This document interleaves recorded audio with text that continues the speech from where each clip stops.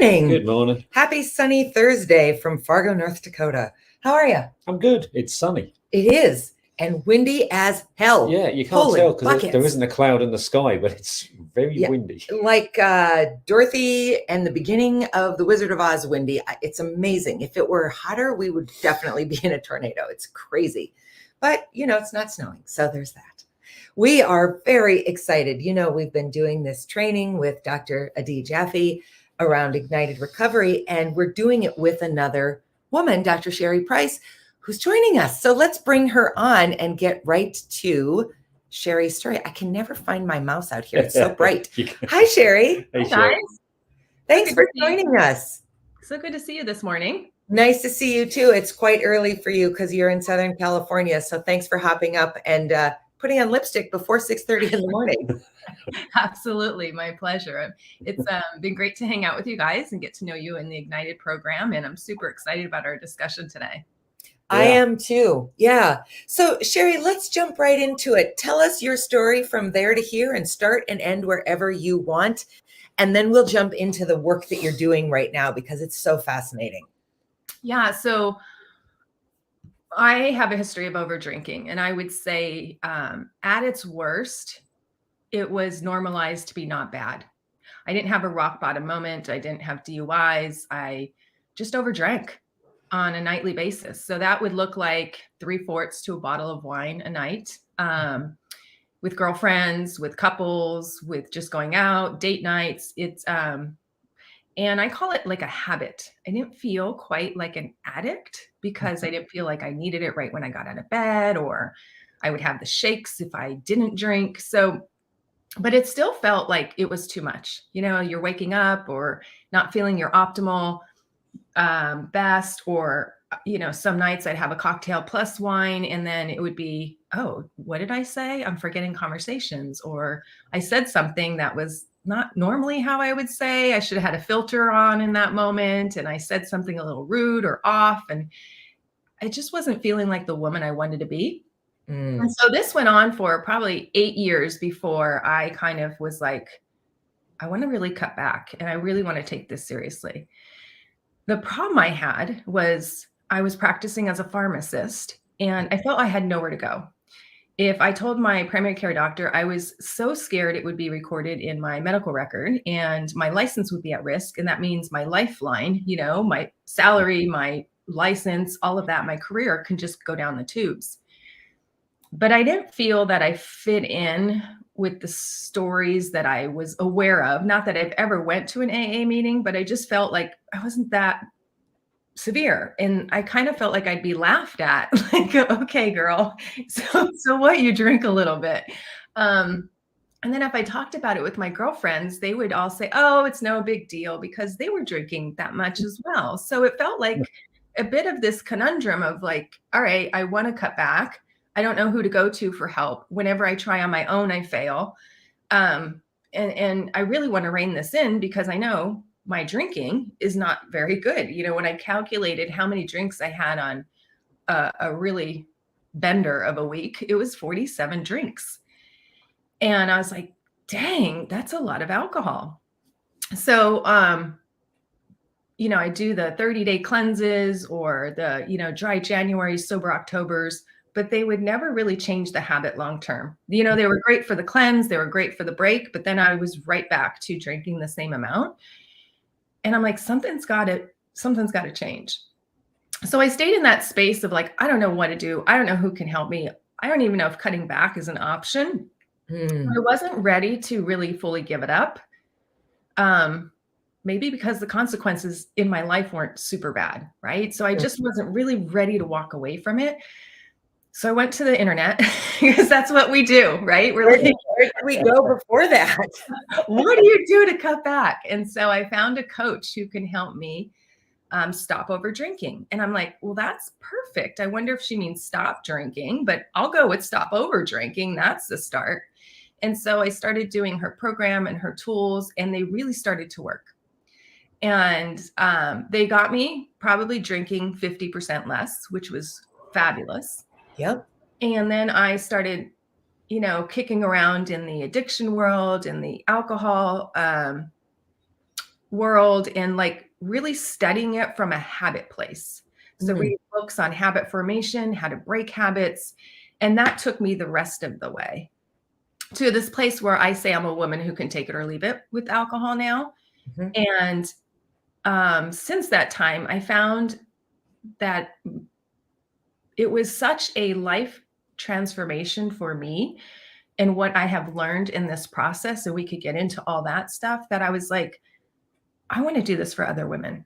This is huge. This is, I used to think pills were everything because we live in that kind of mentality here in the United States, right? Just if you've got a problem, take a pill for it. If you're depressed, take an antidepressant. If you've got pain, take ibuprofen or whatever.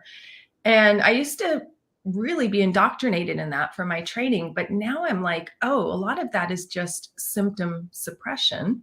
And what I find the tools that I use really gets at the root cause of why you're doing something. So, alcohol, we just suppress the symptoms. If we're having a bad day and we want to feel a little bit better, we just suppress that. Slam back some wine. Yeah. Exactly. So I found this to be way more life-changing. And that's why I switched careers and do this for other women. It's fascinating to me how you can change human behavior permanently. Yeah. So how long have you been doing this work with other women, Sherry? About 4.5 years now. Yeah. And I have a program called Drink Less Lifestyle. So, it's just really, so we're not leaving behind the women that aren't ready to give it up, the people that really want to look at investigating, can we just cut it back and use it socially? And how does that feel for me? Is that the place I want to be? What are the effects of alcohol? Because we know over time our bodies can't metabolize it. The negative consequences that come from it. We know too much of it leads to all those diseases, early Alzheimer's, early dementia, liver, brain, 13 different types of cancers. But none of that is making us stop, right? So some people, the scare tactics don't work. And they didn't work for me, which I was kind of embarrassed by, because I'm like, I'm a healthcare practitioner. Why am I not, taking these statistics seriously? Yeah. But how many doctors are overweight or smoke? Exactly. I mean, it's one of those great paradigms of sometimes you can know all the stuff and still mismanage it or still abuse it because it's not really about how smart you are or anything else. It's about the hold that it takes on you. Yeah. I love how you said it's not about how smart you are. Well, I love this because I always used to think I did well in school, I'm successful, I'm smart. Why am I doing this? It was such this oxymoron, and it caused a lot of embarrassment for me. Yeah. One of my most embarrassing moments when I first got sober is I sat there and I thought about it. I said, all right, for about 5 years, I've been teaching the effects of alcoholism on the human body. Why wasn't I listening to myself? Yes. Yeah. I get it. I'm that biology teacher, right? You know how it's harming the organs and you know how it's harming the body, but it's not enough. There's that disconnect. It's why do I know this in my brain, but I'm not practicing it in my life? Yeah, it seems impossible. I mean, it just seems impossible. And yet last night I opened a bottle of wine and had a glass of wine, which is fine. I do that occasionally.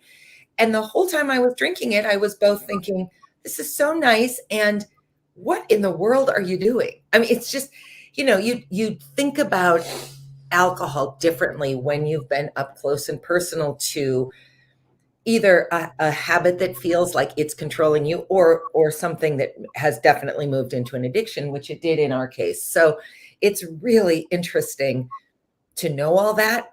I mean, I think I've smoked maybe a grand total of 3 cigarettes in my life. And 2 of those would be because I had to smoke on stage as an actor. It would never in a million years think, you know what? I just feel like a cigarette tonight and start that because the effects of that are so damaging.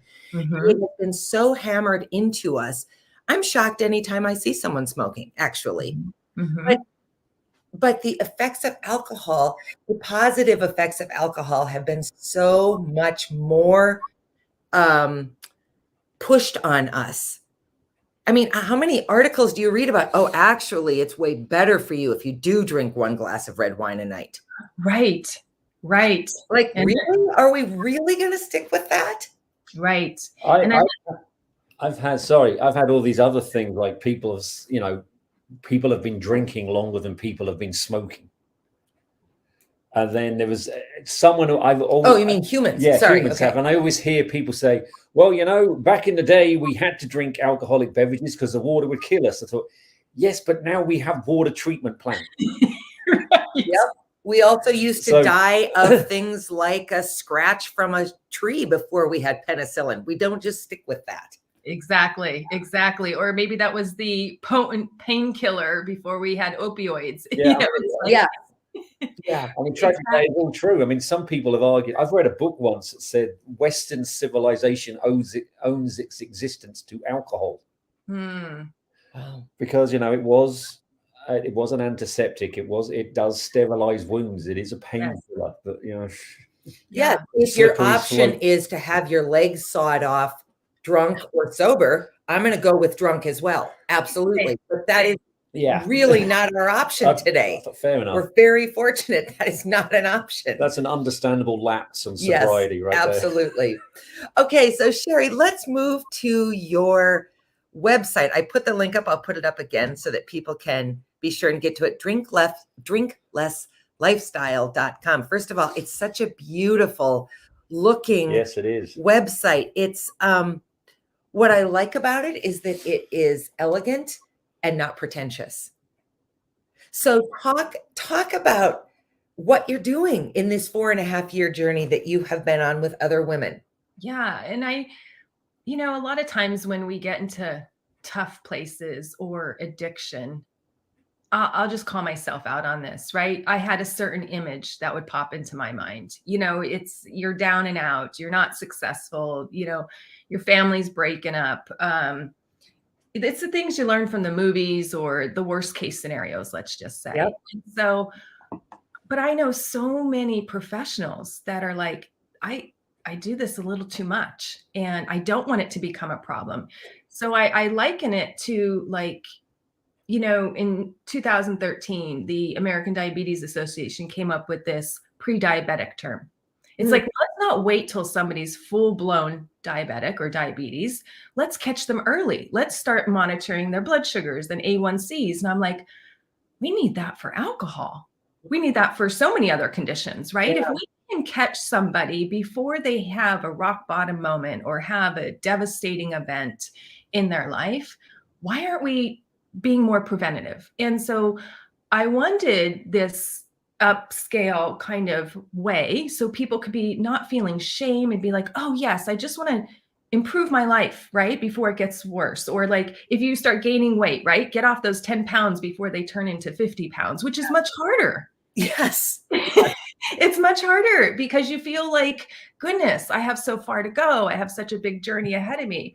And I feel that, there's already avenues for, people who've gone far, but there's not really a lot of talk about this space of prevention and just curbing it, before it becomes something more devastating. And that's what I wanted. That's the audience I wanted to serve most. I really love that. Very interesting. We have a good friend who is a retired medical doctor, and her husband was a medical doctor, and wine just got the better of David, and he got pulled over one night and got a DUI and went home and died by suicide.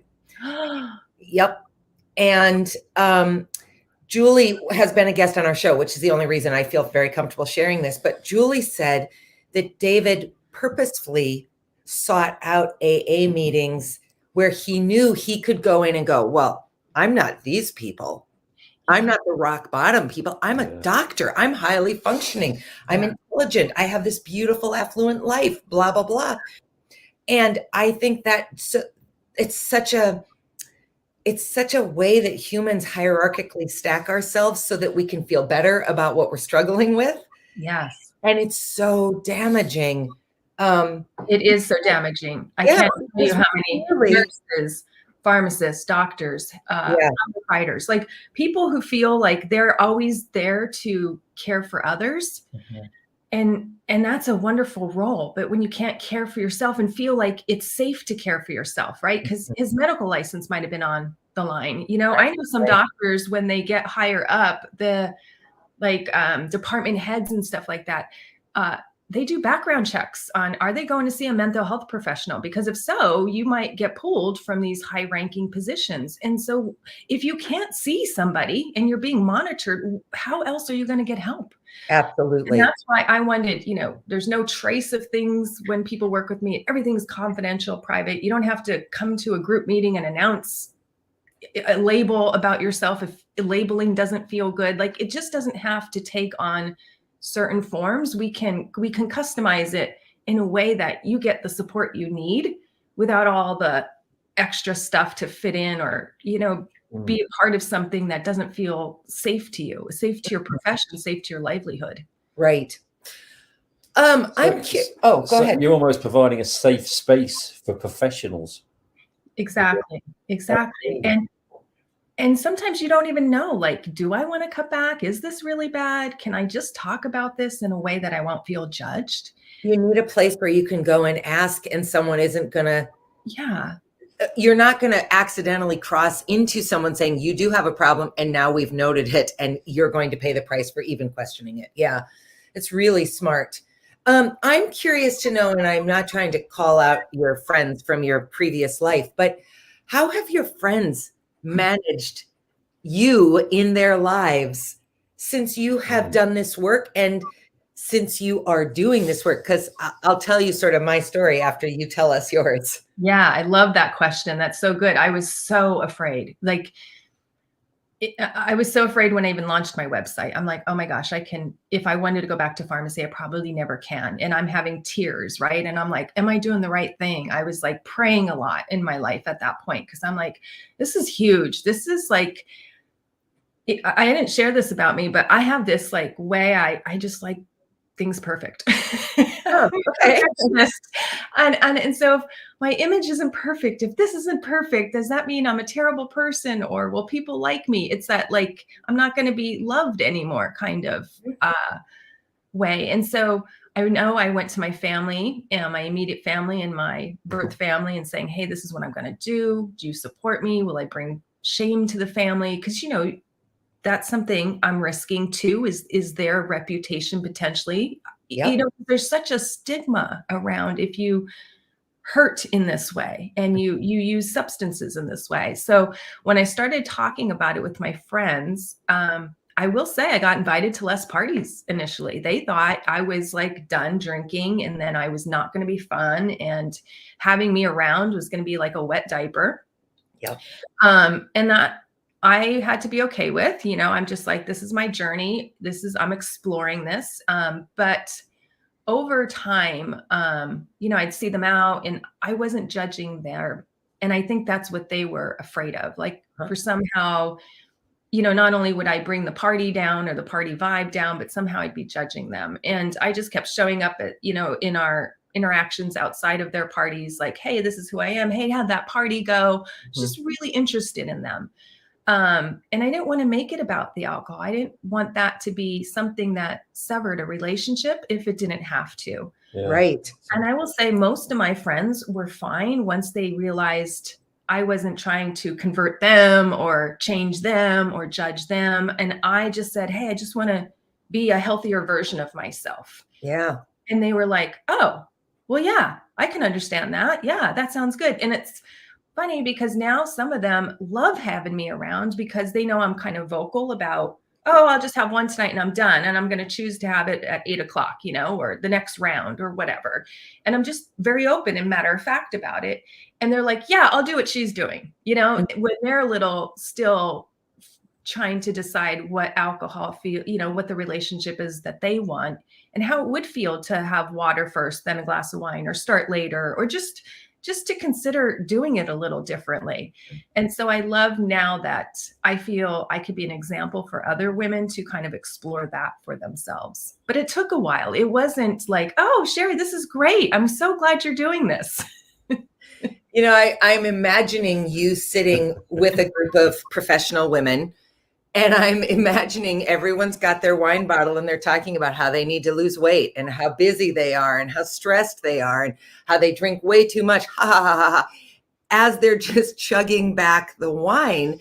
Yeah. And it's such a, like, there's really no other thing in our life that we do this over. People, I don't think, gather around donuts and talk about how fat they feel. If you're eating the donut, you're not talking about it. Exactly. So wine is a really interesting gate opener and gatekeeper. Yeah. And just think about all the memes and social media where we like showcase it. We're like cheersing and smiling with it. It's like, it's almost like this accessory, right? It's like, look at me.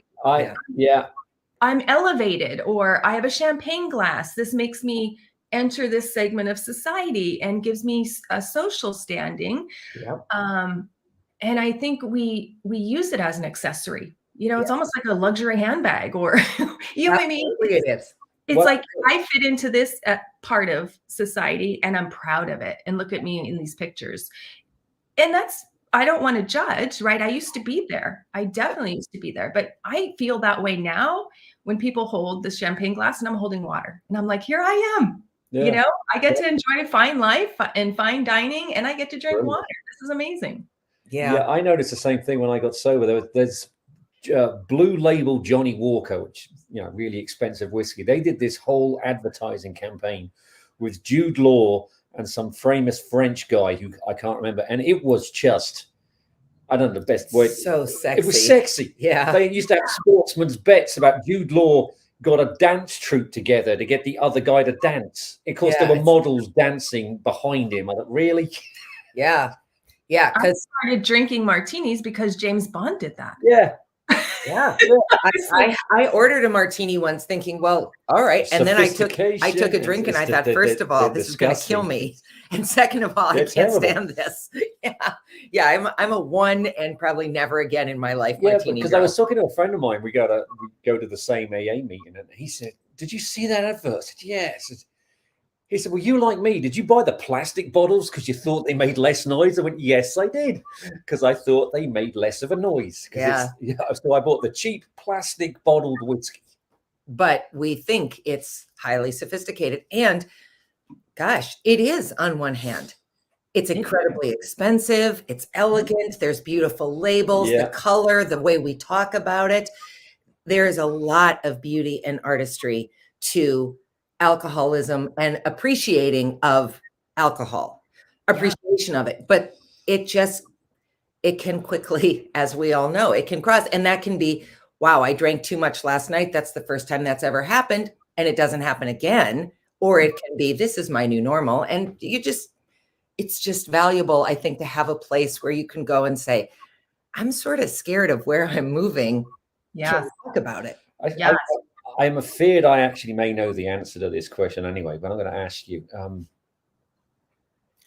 Do you think there's a higher percentage, or more recently, a higher number of females who have started to realize they're over drinking?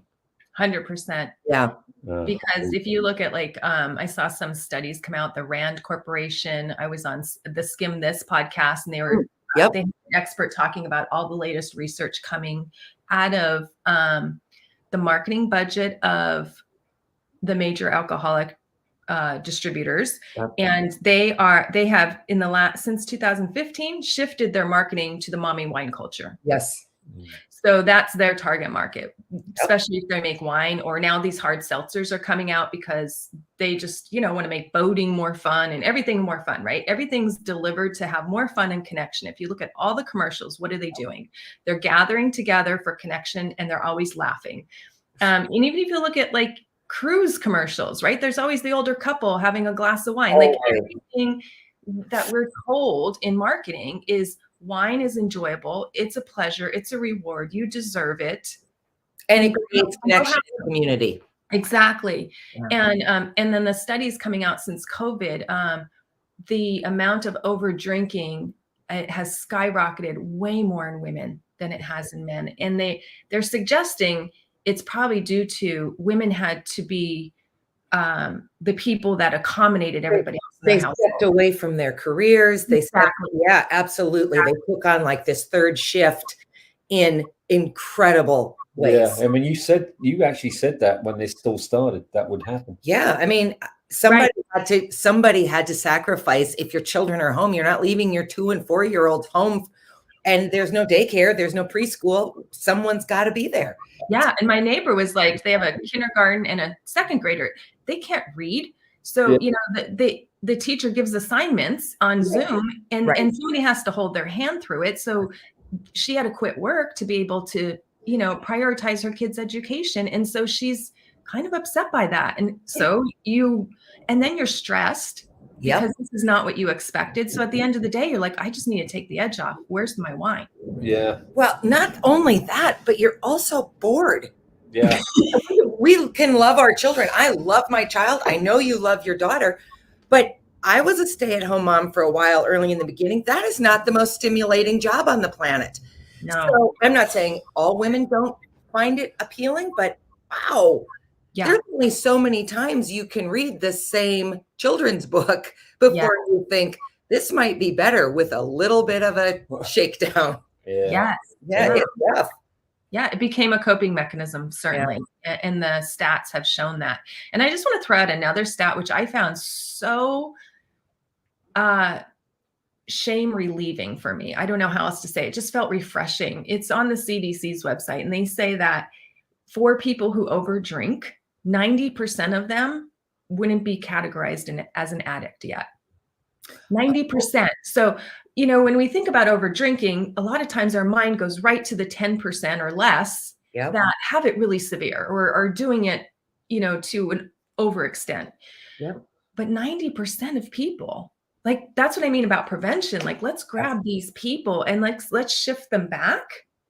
And hopefully we can get that number of addicts down, right? And be more preventative. So when I saw that, I was like, wow, there is a missed opportunity in our country to reach out to these people and to help them. And it's hard to, because wine is glamorized or alcohol glamorized and stigmatized, right?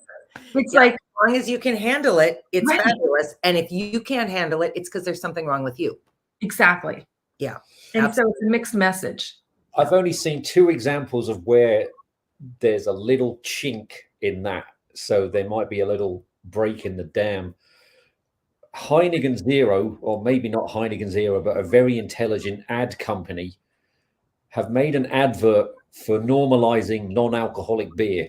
And it's a great ad. It's brilliant. And the only other thing I've ever seen is the Australian Grand Prix car race. The one that was held in Melbourne early this year. Their advertising campaign was to respell Melbourne with the 00 from Heineken in the middle of it. And every billboard during that race was only for Heineken 00. And I see it sometimes at a soccer match on the advertising by the pitch. But that's the only time I've seen an advert for something that's not alcoholic. Interesting. Yeah. Oh, sorry. I was going to say, what do you think about non-alcoholic options? I'd love to get your guys' take on that. I never really drank beer, so I hummed and hawed about non-alcoholic beer. I had one person from AA that said, hey, it got me through some rough patches when I stopped drinking. He said it, and we had a couple of guests on that say, oh, absolutely, it's great. It's not, it doesn't make me want to have another beer. So I actually do drink non-alcoholic beer, and they're a lot of fun. I love non-alcoholic drinks. I wish a virgin pina colada didn't have the same calories as cheesecake. Because I do like virgin pina coladas.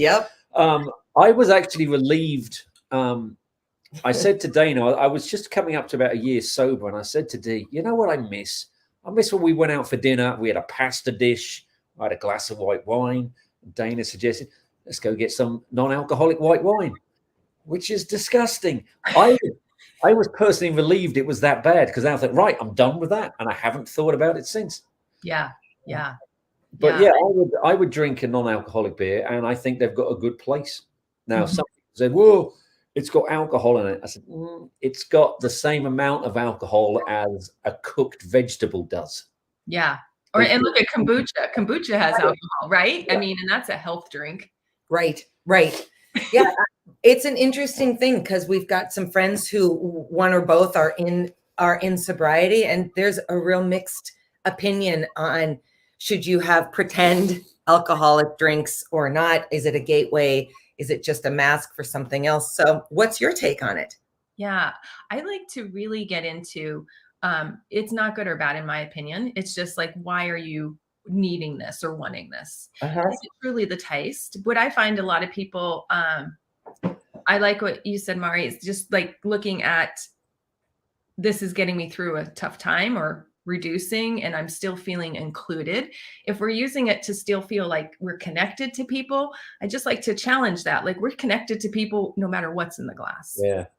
So I think it's the Really good point. why are we doing it? And if we just look at the why, and then we can evaluate if that's just bring it to our awareness. That's why we're doing it. And then if it feels good to you, like, yeah, I want to have it every now and then. I like the taste. It does make me feel more included. And just challenge that sometimes is like, okay, can you still feel included or connected if you're drinking water? And a lot of times that'll move people to like, oh yeah, so I'll just have it less or reserve it for these certain things. But yeah, you're right. I'm still connecting even though there's something else in my glass. Yeah, that mindfulness piece is so That is valuable very- for all of us. So let's look at our question from John Z. I can only imagine what most people go through when they actually do have a problem with an addiction, as I encounter people questioning my decisions when I go out and choose not to drink. It's like people feel insecure when you choose your own path and don't do as others are doing around you. Great information here. Thanks for watching in that comment, John. You're right. Yeah. How many times, because I think you're younger than we are. So when you quit drinking, did people initially wonder if you were pregnant?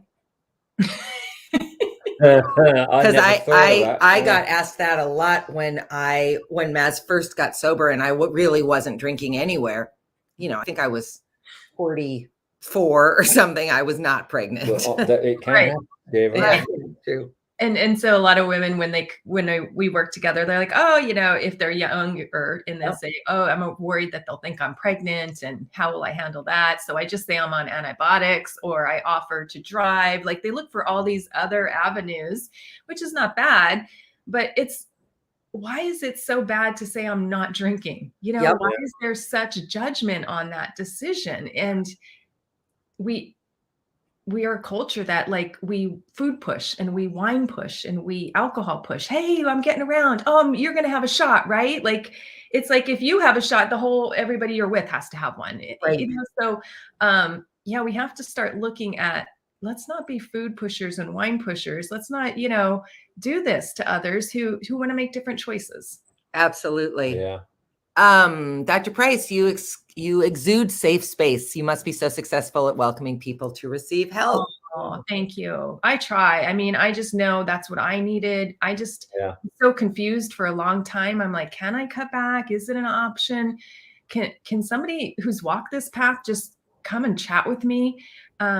Because I just felt so much judgment everywhere else or not a safe space to inquire. So I really want people to feel like, hey, let's just talk about it. Even if you're not ready to do something, sometimes you just want to explore it first. And just get to understand your behavior better. Actually, I was just working with somebody yesterday. It's on my board behind me. It says, there's always a why or a goal to all human behavior. There's a why if you have an extra cupcake. There's a why or a goal to having a glass of wine. There's a why or anything that goes down your esophagus or anything that you do. Go to the gym, not go to the gym, take a nap or whatever we do. There's always a reason. Getting a dog, right? How many people got a dog during COVID because they were lonely? They wanted connection. There's always a reason or a goal. And I just love to say, hey, let's just explore that so we understand why you have the behavior. We don't have to judge it. We could just like, hey, what is this? What benefit is this bringing to your life? Yeah. Yeah. The other thing that I think is so interesting about it is, let's go back to the dog example. So some people were lonely and drank. Some people were lonely and ate. Some people were lonely and got a dog. Some people were lonely and found an online community. I mean, you're absolutely right. What has been so interesting to me about Daily Dose is just the theme is alcoholism and addiction, but the why behind it is so universal. Why do I wake up and feel anxious? Why do I wake up? Why do all the things? It's how people deal with it might be different, but that core introspection of why. And I guess the question that I would ask, unless you have any last questions, is just how often do you think, and this is just a speculative question, Sherry, but how often do you think people assume they're going to be judged so they don't do anything about it, when in actuality, most people aren't paying any attention to anybody else? You will certainly get the occasional, we're all having a shot, have a shot, you're having a shot, certainly. But on the whole, most people are just paying attention to themselves. So if you're drinking or not drinking, other people aren't actually focusing all that much on you because they're focusing on themselves. Yeah. How often do you think that people, you included, went for 8 years wishing you could figure something out, afraid that if you brought it up, it would create a circle of judgment, when in actuality, it probably really didn't? And set aside the professional ramifications, because that is a very fair concern. Yeah, absolutely. And I mentioned, for me, it was this one group of friends that partied all the time. Like we would, rent a limo and go out to the wineries here in Southern California. That's like a 45-minute drive. It's what you do for the weekend or just to go and have fun. It's how we rang in our 40th birthdays or whatever, right? So it's such the culture of the group, of that certain group of friends. And so that I felt I was judged, right? They stopped inviting, they pulled back a bit. But I'll tell you, the rest of my friends, they didn't care. They're like, hey, you want to meet up for happy hour? And I'm like, yeah.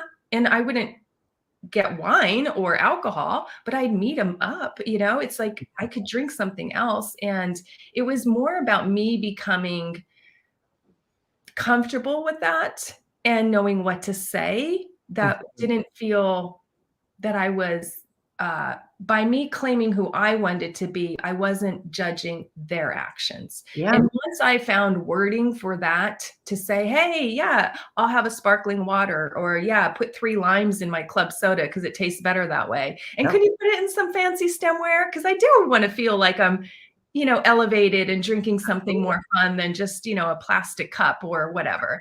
And the bartender is like, sure, or the waiter or waitress, everybody's accommodating. When you go to a restaurant, they just want to serve your needs. And if you're happy with sparkling water and club soda and some limes, they'll give it to you. They don't care. Yeah. And you don't have to feel, it felt awkward for it, because it's kind of like going to Starbucks and learning all the acronyms and what do I say and how do I order a latte? Do I say the size first? What sorts of pumps and syrup I want in it first? Like how do you make this flow off the tongue, yeah. Right? Yep. And once I got it to flow off the tongue, it was just so easy. I'm like, why didn't I do this earlier? Yeah. Yeah, but I was afraid of how I'd be perceived and all that. Yeah. It's interesting. If anyone thinks the power of suggestions is not real, I'm obsessing about donuts now because they were mentioned. Same for alcohol, I would imagine. I'm a little bit obsessing about donuts too. I wish I hadn't brought them up.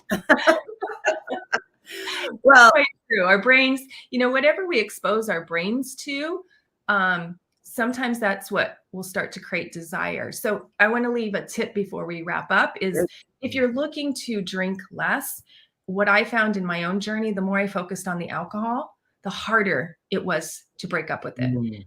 Because if I'm thinking about it all the time, not buying it, how much am I going to buy at the store? Oh my gosh, which grocery store? Because that lady probably saw me 3 times this week buying 1 bottle of Chardonnay. She probably thinks, why don't I go for the 6-pack store discount?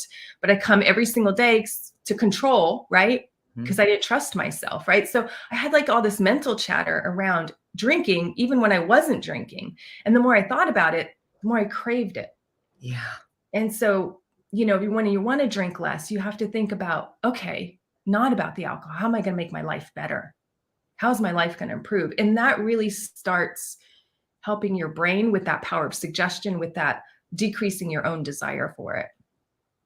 I'll just finish with this. If you if alcohol is not anything you ever think about the boyfriend or girlfriend who broke up with you, that you literally woke up thinking about, thought about all day, back in the day before cell phones, watched the phone, willing it to ring, all those things. The more you thought about it, the better that person became in your mind, and B, the worse it got. I mean, that is a self-perpetuating, all-consuming moment. So I think what a great tip. Don't focus on, I can't drink, I can't drink, I can't drink. Focus on something positive. That's good. That's not related to alcohol. Advice. Yeah. Yeah. Hey, thanks so much for joining us. It's a delight to meet you and have this great conversation. Yeah. We'll see you in a couple of hours on our next with a D. Thank you guys. And thank you for all you do and, exploring this from so many different perspectives, because I know this helps so many people. So thank you for what you do. Well, thank you. We'll see you soon. And everybody else, we will see you on Tuesday. Have a great weekend. Bye.